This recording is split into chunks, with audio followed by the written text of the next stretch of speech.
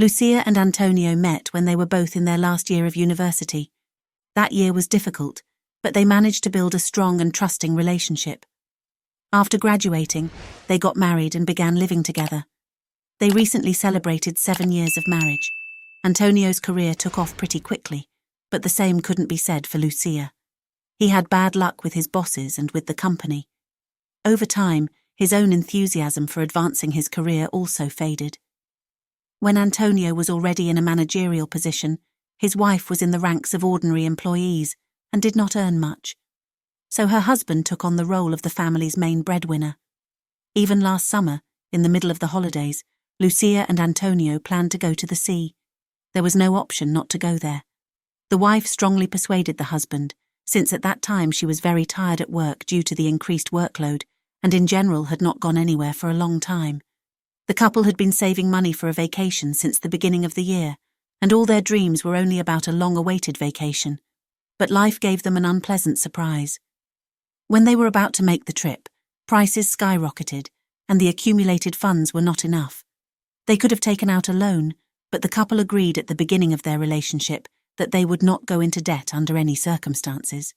All hope was in the next vacation. Antonio began to work extra to quickly save the necessary amount, buy tickets in advance and do his wife a favor. Everything turned out as Antonio had planned, and he managed to get the desired tickets. His wife was happy, and they finally left to rest. They liked the hotel, the staff was very friendly, they relaxed the first day. The couple spent a couple of days exploring the area and walking along the beach. One night they started talking about how it would be nice to go on a hike. "Now I will find out everything," said Lucia, and left the room. The woman went down to the first floor to the front desk to ask about tours for guests. He had already seen some brochures on the counter, but he didn't immediately think to take them. As I was flipping through the colourful images and occasionally asking the receptionist questions, a man I didn't know approached the counter. "I recommend this boat trip." A very pleasant and soft voice rang out, and Lucia was immediately enchanted by her owner's eyes. "Have you been?" the woman asked. "Tell me." She herself did not expect such interest, and not in the excursion, but rather in this particular interlocutor. At this time the manager received a phone call, apologized and went out to make an emergency call. The two began to talk. The man's name was Peter. He had been on vacation here for about a week, and had already visited everything he could. Her partner's nose was so pretty, she could do the same thing again. Lucia smiled. She felt unexpectedly pleased by this flirtatiousness on the part of such an attractive man, and decided not to mention her husband. After chatting for a few more minutes and taking the advertising brochure, the woman apologized to her new acquaintance and said she had to leave. When she went up to her room, her husband asked, "Where did you stay so long?"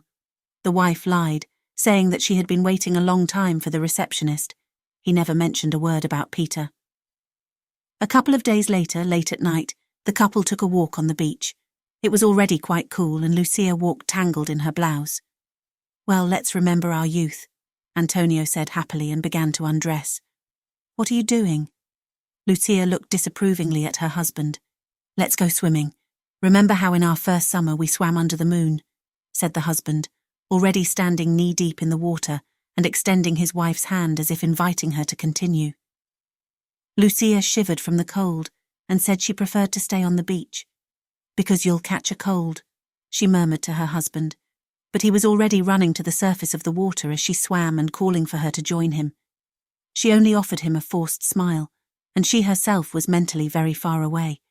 She couldn't stop thinking about Peter and the way he looked at her the first time she met him. Several times during breakfast she saw him again. He was sitting alone at the table, and when he saw Lucia in the company of her husband, there was no disappointment on his face. He kept smiling and didn't take his eyes off her. The next morning, Lucia's words came true. Her husband woke up sick and decided it was best for him to rest in his room for a couple of days. He actively kicked his wife out of the room so she wouldn't get infected as well. "Go on a boat ride. There's nothing here but my germs," the husband said and started coughing. On the one hand, she felt sorry for her spouse because he was sick during a few days of well-deserved rest, but on the other hand, Lucia saw a good opportunity to continue getting to know her neighbour, showing interest in him. As she went down to the first floor with these thoughts, the woman came face to face with Peter. It was as if he was waiting for her here. After greeting each other, there was a brief pause. It was as if Peter was waiting for Lucia's future actions. The woman looked at him. "You know, let's go somewhere. I have a lot of free time now," she said, and he smiled. The man rented a car and drove Lucia all day to beautiful places. They had lunch at an expensive restaurant, where the companion did not hesitate to hold Lucia's hand while they waited for their food. At that moment, although he timidly withdrew his hand, he was beginning to like this game. Towards the afternoon, as the beautiful setting sun illuminated the sea, the houses and the nearby trees, the man stopped the car near a cliff from where there was a wonderful view. They got out, stood by the hood and admired the sunset. There was no one around. Imperceptibly, the man put his hand around Lucia's waist and turned her slightly towards him, bringing her a little closer. "I've dreamed of this moment since the first day I saw you," he said, and smiled softly. "Interesting," Lucia said, just to fill the silence. She herself was aware that the man wanted to kiss her. It scared her, but at the same time she couldn't wait to fall into Peter's arms. She leaned slowly towards him. His eyes were anxiously fixed on her lips. She had enough time to push the man away, but she didn't. Instead, Lucia approached him as if he were a magnet. They kissed passionately, and after a moment the man's hands began to slide her dress. At this point, Lucia was no longer resisting what was happening, even mentally. That night she returned to her husband's room as if nothing had happened.